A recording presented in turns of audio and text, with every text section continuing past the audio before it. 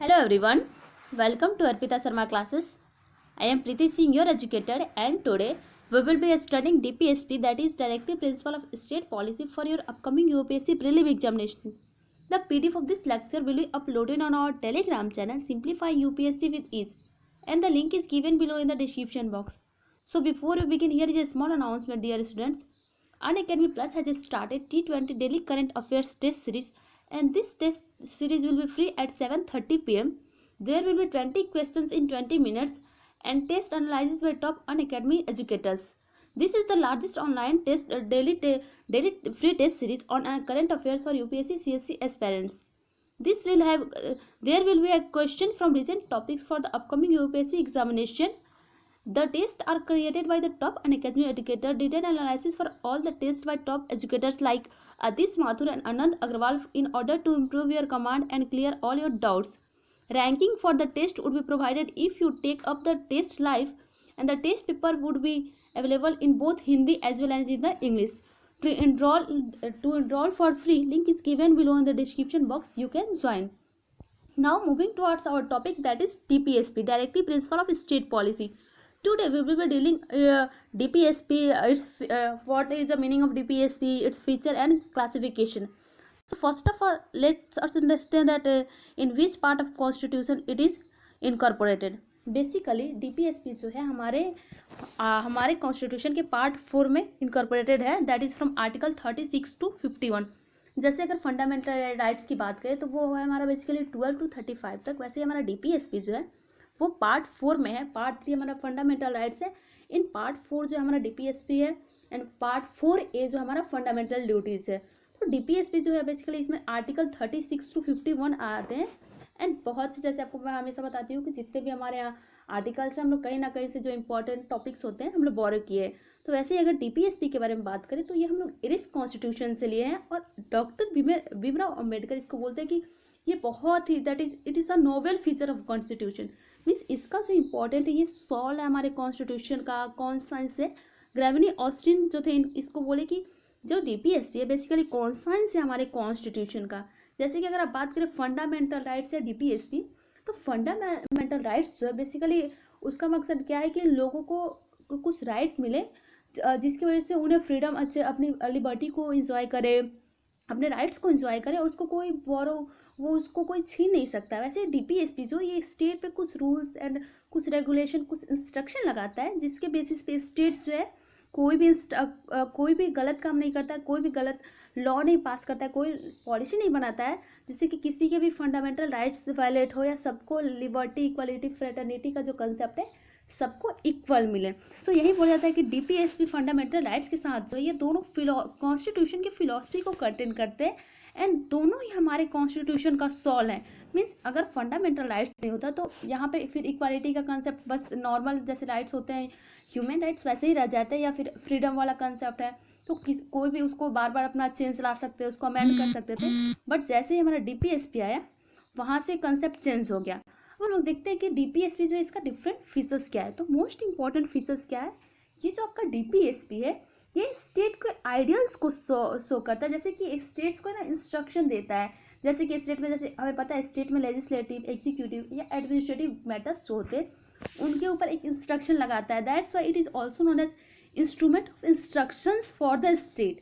और वही जो एक हमारा गवर्नमेंट ऑफ इंडिया एक्ट 1935 था, वहाँ पे भी ऐसे ही कुछ कंसेप्ट था कि वहाँ पे भी जो लॉ बने, जो हमारा डीपीएसपी की तरह ये कंसेप्ट वहाँ पे भी था जहाँ पे स्टेट को एक इंस्ट्रक्शन दिया जाता था कि वो ये रूल्स फॉलो करे और जो सिटीजन है उनके फंडामेंटल राइट्स को प्रोटेक्ट करे.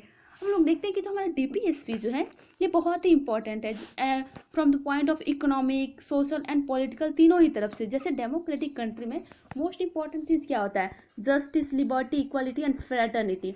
तो ये सारे जो कंसेप्ट है प्रियम्बल के भी पार्ट हैं. तो इसके वजह से हमारे डीपीएसपी जो है स्टेट को बोलता है कि आप कुछ ऐसा कीजिए, ऐसा आप जो भी इंस्ट्रक्शन देता है स्टेट को कि सबको जस्टिस मिले, पॉजिटिव जस्टिस मिले, लिबर्टी मिले, इक्वालिटी, फ्रेटर्निटी, ये सारी मिले. और ये सारी जो है बेसिकली प्रियम्बल का पार्ट है. हमें पता है कि प्रियम्बल जो है ये भी फिलॉसफी हमारे कॉन्स्टिट्यूशन का, इसलिए बोलते हैं कि जो हमारा डीपीएसपी और फंडामेंटल राइट्स हैं both reflects the philosophy of our constitution. और ये दोनों सॉल हैं, मीन्स आत्मा है, इनके बिना हमारे कॉन्स्टिट्यूशन में कोई वैल्यू नहीं है। जैसे का डिफरेंस भी देखेंगे हम लोग कि आखिर डिफरेंस क्या है फंडामेंटल राइट्स में और डीपीएसपी में। अब हम लोग देखते हैं इसका लास्ट फीचर जो है फोर्थ क्या है, बहुत ही इंपॉर्टेंट, कि जो हमारा जैसे कि फंडामेंटल राइट्स के बारे में बात करें तो जो फंडामेंटल राइट्स होता है वो नॉन जस्टिसेबल इन नेचर होता है। मीन्स उसको हम लोग मीन्स कोई भी वो लीगली इन्फोर्सेबल है कोर्ट में, बट वही अगर आप डीपीएसपी के केस में देखें तो ये नॉन जस्टिसेबल इन नेचर है। वाई? बिकॉज यहाँ पे है क्या, बहुत से इशू आते हैं कि ये जो है यहाँ पे फाइनेंशियल कोई सपोर्ट नहीं मिल रहा है, या फिर जब ये बना था तो उस वक्त की स्थिति हमारे कंट्री में ऐसी नहीं थी कि इसको जस्टिसेबल बोला जाए, और इसको अगर इसके वायलेशन भी होता है तो हम लोग डायरेक्ट कोर्ट के पास नहीं जा सकते हैं, या बहुत ज़्यादा गवर्नमेंट को है उनको फोर्स नहीं किया जा सकता, जैसे वो सेंट्रल गवर्नमेंट हो, स्टेट गवर्नमेंट हो या लोकल बॉडीज हो, उनको ज़्यादा फोर्स नहीं किया जाता है इम्प्लीमेंटेशन के लिए कि आप डीपीएसपी में जो भी आर्टिकल्स या जो भी चीज़ें लिखी हुई है उसको इम्प्लीमेंट कर लीजिए। बट इम्पॉर्टेंट थिंग है क्या, ये नॉन जस्टिसेबल नेचर है, but it is fundamental in the governance of our country. Means हमारे कंट्री के गवर्नेंस में ये फंडामेंटल है। आर्टिकल 37 जो है डीपीएसपी का ही पार्ट है, और ये क्लियरली कहता है कि हाँ, ये जो हमारा डीपीएसपी है भले ही ये नॉन जस्टिसेबल इन नेचर है। वाई?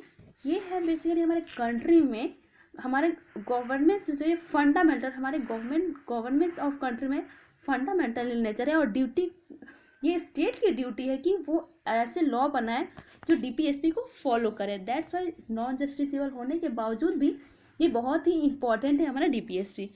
अब देखते हैं इसके क्लासिफिकेशन के बारे में कि जो डीपीएसपी है हमारा directive principle of state policy है, वो कितने कैटेगरी में कैटेगराइज किया गया है। तो एक्चुअली में देखिए तो कॉन्स्टिट्यूशन जो है इसको क्लासीफाई नहीं किया गया है, but according to content and direction हमारे डीपीएसपी को 3 कैटेगरी में डिवाइड किया गया है। पहला जो है वो सोशलिस्ट, दूसरा है गांधी एंड तीसरा है लिबरल इंटेलेक्चुअल। तो वन बाय वन देखेंगे कि सोशलिस्ट कंसेप्ट क्या है। मीन्स सोशलिस्ट में भी हमारे बहुत से आर्टिकल्स आते हैं, गांधीयन में बहुत से आर्टिकल्स मतलब 36 से 51 के बीच में कुछ आर्टिकल्स आते हैं। लिबरल इंटेलेक्चुअल जो है ये 3 कैटेगरी में डिवाइड हो गया है। तो सबसे पहले अगर हम देखते हैं सोशलिस्ट प्रिंसिपल, तो अगर आपको सोशलिस्ट का बात किया जाता है इट मीन्स क्या कि वेलफेयर स्टेट के बारे में बात किया जा रहा है। जो हमारा सोशलिस्ट स्टेट होता है उनके बारे में बात किया जा रहा है, और ये इसकी जो आइडिया प्रिंसिपल है बेसिकली सोशलिज्म के आइडियोलॉजी पे बेस पे बना हुआ है। और हमें पता है कि जहाँ पे सोशलिज्म होता है वहाँ पे मेन फोकस क्या होता है, जो गवर्नमेंट वहाँ की होती है या जो स्टेट होते हैं, सारे सिटीजन्स को सोशल इकोनॉमिक या पॉलिटिकल जस्टिस मिले और वहाँ पे वेलफेयर स्टेट बना रहे, मीन्स सबकी वेलबींग के बारे में सोचा जाए। तो इसके अंदर जो है स्टेट को डायरेक्ट मिलता है आर्टिकल 38 से आर्टिकल 39A 41 42 43 43A एंड 47 से। ये सारे जो आर्टिकल्स ये बहुत ही इंपॉर्टेंट है। मीन्स कि आप ये 48 आर्टिकल क्या बोलता है, जैसे आप सबसे पहले देखते हैं 36 जो आर्टिकल है हमारा, वो क्लियरली हमारे स्टेट जैसे फंडामेंटल राइट्स में जैसे हमारा आर्टिकल 12 फंडामेंटल राइट्स का शुरू होता है वहाँ पे स्टेट को डिफाइन किया गया है कि आखिर स्टेट का मतलब क्या है। वैसे ही जैसे हमारा डीपीएसपी का जो पहला पार्ट है मीन्स पहला उसमें आता है आर्टिकल 36, उसमें स्टेट को डिफाइन किया गया है। वैसे अगर आप आर्टिकल 38 को देखते हैं तो ये कहता है क्या कि जो हमारा स्टेट है वो इस तरह से रखे कि लोगों के वेलफेयर के बारे में सोचे और एक सोशल ऑर्डर बना के रखे, ताकि यहाँ पे जो वेलफेयर है उसको उसकी प्रमोशन की जाए। वैसे आपका जो 39 आर्टिकल 39 है, यहाँ पे जो भी आर्टिकल 39 जो है ये कहता है क्या कि जो भी पॉलिसी बनाई जा रही है ऑफ डीपीएसपी के अनुसार वो स्टेट को फॉलो करना चाहिए, ताकि जो सिटीजन्स जो वहाँ के सिटीजन्स हैं उनको कोई नुकसान ना हो। और ये मीन्स यहाँ पे जो भी आपके आर्टिकल्स दिए हैं चाहे 39 है या कोई भी, जैसे 39A जो है वो बात करता है कि सबको equal justice and free legal aid मिले। मतलब कि ये जो सारे जो आइडियल्स हैं हमें सोशलिज्म या सोशलिस्ट जो स्टेट होते हैं वहाँ पे दिखता होता है। दैट्स वाई हम बोलते हैं कि इसका जो प्रिंसिपल है ये सोशलिज्म का आइडियोलॉजी को अफेक्ट करता है। वैसे आपका आर्टिकल 41 42 ये सारे जो हैं हमारे सोशलिस्ट प्रिंसिपल्स के ही कंसेप्ट हैं। अब आता क्या है दूसरा जो हमारा वो है गांधीयन प्रिंसिपल। तो गांधीयन प्रिंसिपल मीन्स जो गांधी जी हैं उनके प्रिंसिपल के बेसिस पे बैठा हुआ है। मीन्स गांधी जी का मेन मकसद क्या था कि पॉवर्टी हटाना या फिर जो गंदगी है उसको सफाई करना, ये सारी जो इशू थी उसको सॉल्व करना। तो जब हमारा नेशनल मूवमेंट चल रहा था तो उनका ड्रीम था कि हम अपने कंट्री को पॉल्यूशन फ्री बनाए या फिर अपने कंट्री को पॉवर्टी ख़त्म करें, पंचायत बनाए, ये सारी जो आइडिया थी वो चाहते थे। और उन्हीं के बेसिस पे ये जो आर्टिकल्स है, आर्टिकल 40, 43, 43B, 46, 47 एंड 48, ये सारे उन्हीं के प्रिंसिपल्स पे बने हुए हैं। दैट्स वाई गांधीयन प्रिंसिपल्स जो है, इसको बोलते हैं कि ये पूरी तरह से गांधीयन आइडियोलॉजी पे बेस है। जैसे कि अगर आप बात करें आप आर्टिकल 40 की, तो आर्टिकल 40 जो है सीधे कहता है कि अब मोस्ट इंपॉर्टेंट थिंग क्या कि हर विलेज में एक पंचायत हो, मीन्स विलेज पंचायत का होना अनिवार्य है। वैसे आप आर्टिकल 43 की बात करें तो वो कहता है कि सबको, जितने भी वर्कर्स हैं उनको लिविंग वेज मिले। तो ये सारी जो कंसेप्ट है, मेन मकसद था गांधी जी का। अब आता है हमारा तीसरा जो है लिबरल इंटेलेक्चुअल प्रिंसिपल। तो ये जो हमारा लिबरल इंटेलेक्चुअल प्रिंसिपल्स है, ये है बेसिकली लिबरलिज्म के कंसेप्ट पे बैठे हुए। मीन्स जो लिबरल्स थे उनका वो उनकी जो आइडियोलॉजी थी उस पर हमारा लिबरल इंटेलेक्चुअल प्रिंसिपल उस बेसिस पे हमारे यहाँ का जो DPSP का तीसरा डिवीजन है, that is liberal intellectual principle, उस पर बैठा हुआ है। ये भी स्टेट को डायरेक्ट करता है from article 44, article 45, 48, 48A, 49, 50 and 51। जैसे कि आप बात करते हैं 44 के बारे में, या फिर आप बात करते हैं 44, इस 44 के अब उसका मेन मकसद क्या है कि जो यूनिफॉर्म सिविल कोड है वो सारे सिटीजन्स के लिए अवेलेबल हो। तो ये जो कंसेप्ट है वो किसका है, लिबरलिज्म का कंसेप्ट है। वैसे ही आप आर्टिकल 45 देखते हैं तो वो कहते हैं कि 45 से बहुत ही इंपॉर्टेंट है। 5 क्योंकि हम लोग जब फंडामेंटल राइट्स पढ़ते हैं तो देखते हैं कि फंडामेंटल राइट्स में जो फंडामेंटल राइट्स का हमारा राइट टू फ्रीडम वाला जो कंसेप्ट है, उसके अंदर ही हमारा एक आर्टिकल दिया हुआ है जिसमें बताता है कि जो भी चिल्ड्रन है 14 ईयर्स से कम के, उनकी जो एजुकेशन है वो कंपलसरी है। ठीक वैसे यहाँ पे 45 जो आर्टिकल 45 है यही कहता है कि जो छोटे छोटे बच्चे हों उनके एजुकेशन के लिए बहुत ही कम उम्र है, उनकी एजुकेशन कंपलसरी होनी चाहिए और उन्हें एजुकेशन प्रोवाइड करनी चाहिए। वैसे आपका आर्टिकल 48 है वो भी कहता है कि हर विलेज में मीन्स एग्रीकल्चर या एनिमल हस्बेंड्री, ये सारी जो चीज़ें वो लगाई जानी चाहिए। ऐसे आपके ये डिफरेंट आर्टिकल्स हैं। अब आता है कि ये जो आपका DPSP है और फंडामेंटल राइट्स है, इन दोनों में डिफरेंस क्या है, क्योंकि उस वक्त मैं फंडामेंटल राइट्स और DPSP दोनों को आपको एक क्लियर कंसेप्ट देके दे रही हूँ कि दोनों क्या समझाना चाहते हैं। तो सबसे पहले मैं आपको बताई कि जो फंडामेंटल राइट्स है वो पार्ट 3 का हमारे कॉन्स्टिट्यूशन के पार्ट 3 में इनकॉर्पोरेटेड है, वाइल जो हमारा DPSP है वो पार्ट 4 में इनकॉर्पोरेटेड है। और दूसरा क्या कि ये फंडामेंटल राइट्स जो इनके आर्टिकल कितनी से कितनी तक है, फ्रॉम आर्टिकल 12 to 35, वाइल जो आपका DPSP है that is directive principle of state policy, इसका आर्टिकल जो है वो हमारा आर्टिकल 36 to 51 तक। अब आता है कि जो आपका फंडामेंटल राइट्स और DPSP है, इसमें मोस्ट इंपॉर्टेंट डिफरेंट क्या है कि स्टेट के लिए जो फंडामेंटल राइट्स है वो निगेटिव कंसेप्ट है, वाइल जो DPSP है वो स्टेट के लिए पॉजिटिव कंसेप्ट है, क्योंकि स्टेट को ये कुछ रूल्स एंड रेगुलेशन बताता है। स्टेट को इस तरह से बनाता है कि स्टेट को ज़्यादा मतलब बहुत ज़्यादा मजबूर होकर कुछ नहीं करना पड़ता है। पहले आपको मैं बताई उसको फीचर्स में कि ये जो है बेसिकली जस्टिसेबल नहीं है, और स्टेट को फोर्स मतलब स्टेट चाहे आप सेंटर पे हो या स्टेट हो या लोकल बॉडी से, उनको फोर्स नहीं किया जाता है कि जो DPSP है उसको इम्प्लीमेंट कीजिए। और दूसरा जो फीचर क्या है वो है जस्टिसेबल, मीन्स आपका जो फंडामेंटल राइट्स है वो जस्टिसेबल इन नेचर है। वो जस्टिसेबल इन नेचर है क्या कि आपके जो फंडामेंटल राइट्स अगर वायलेट हो रहा है तो आप डायरेक्टली सुप्रीम कोर्ट में जा सकते हैं, या फिर आप डायरेक्टली कोर्ट के पास जा सकते हैं अगर आपके फंडामेंटल राइट्स की वायलेशन होती है तो। बट वहीं अगर हम लोग केस देखते हैं DPSP में, तो DPSP में ऐसा कोई कंसेप्ट नहीं है कि अगर आप फॉलो नहीं करते, स्टेट फॉलो नहीं करता है तो हम लोग मतलब ये जस्टिसेबल हो, it is non justiciable in nature. दूसरा क्या है कि जो हमारा फंडामेंटल राइट्स है वो पॉलिटिकल डेमोक्रेसी को इस्टेब्लिश करने के बारे में सोचता है, एक पॉलिटिकल व्यू से सोचता है। पर अगर हम लोग DPSP में देखें तो DPSP का मेन मकसद क्या है कि सोशल और इकोनॉमिक डेमोक्रेसी जो हमारी कंट्री में उसको इस्टेब्लिश करने का। जैसे कि आप सोशलिस्ट प्रिंसिपल है, या फिर जो आपका लिबरल प्रिंसिपल है या गांधीयन प्रिंसिपल है, ये तीनों में जो भी आर्टिकल्स दिए हुए हैं आर्टिकल 36 to 51, उसमें सारे आर्टिकल्स हमेशा ज़्यादा इकोनॉमिक और सोशल डेमोक्रेसी और इकोनॉमिक और सोशल एम्पावरमेंट के बारे में सोचते हैं कि कैसे इसमें डेवलपमेंट हो, कैसे इन सारे, वहाँ पे ज़्यादा आपको पॉलिटिकल इन्फ्लुएंस नहीं दिखेगा, पर यहाँ पे आपको दिखेगा ज़्यादा economic and social influence. And most important thing is that कि ये जो हमारा DP फंडामेंटल राइट्स है दे हैव लीगल सेंसन, और वहीं आपका जो DPSP है यहाँ पे मोरल एंड पॉलिटिकल सेंसन होता है। और अगर आप देखते हैं फंडामेंटल राइट्स की, तो यहाँ पे आपको मैं उस वक्त से बता रही हूँ कि जो हमारा डीपीएसपी है ये वेलफेयर स्टेट के बारे में मीन्स हमारा जो सोशलिस्ट कंसेप्ट है वो क्या चाहते हैं कि पूरी कम्युनिटी के वेलफेयर के बारे में सोचा जाए और कम्युनिटी के वेलफेयर को प्रमोट करने के बारे में सोचते हैं। ये चाहते हैं कि एक सोशलिस्ट या सोशलिस्ट जो सोसाइटी है या सोशलिस्ट स्टेट फॉर्म हो। फाइल जो हमारा फंडामेंटल राइट्स है उनका मकसद क्या है कि वो सिर्फ ये चाहते हैं कि जो हमारा स्टेट है यहाँ पे पब्लिक इंडिविजुअल्स के वेलफेयर के बारे में सोचा जाए। जैसे कि हर एक इंडिविजुअल्स के पास राइट टू इक्वालिटी है, तो वहाँ पे उनका क्या है, welfare for the individuals. And यहाँ पे वो बात करते हैं इंडिविजुअलिस्टिक के बारे में।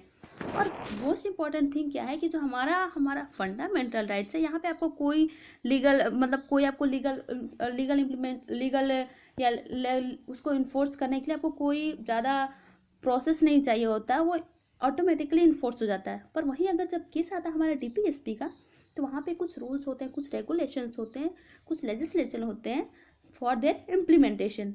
And next in final is that कि जो हमारा फंडामेंटल राइट्स है वो इम्पॉर्टेंट चीज़ क्या है कि अगर वायलेट होता है या कुछ उसमें चेंज आते हैं तो वो अनकॉन्स्टिट्यूशनल हो जाएगा या इनवैलिड हो जाएगा। और कोर्ट जो इस बात से पूरी तरह से बंधा हुआ है कि जो भी लॉ वायलेट हो रहा है फंडामेंटल राइट्स के, वो उसको अनकॉन्स्टिट्यूशनल एंड इनवैलिड डिक्लेयर कर दे। पर वहीं डीपीएसपी के आप केस में देखें तो ऐसा कुछ नहीं है। डीपीएसपी के केस में नहीं है कि कोर्ट इस तरह से बाउंड है कि अगर स्टेट या सेंटर या जो भी लोकल बॉडी से फॉलो नहीं करते हैं तो अनकॉन्स्टिट्यूशनल डिक्लेयर कर दे।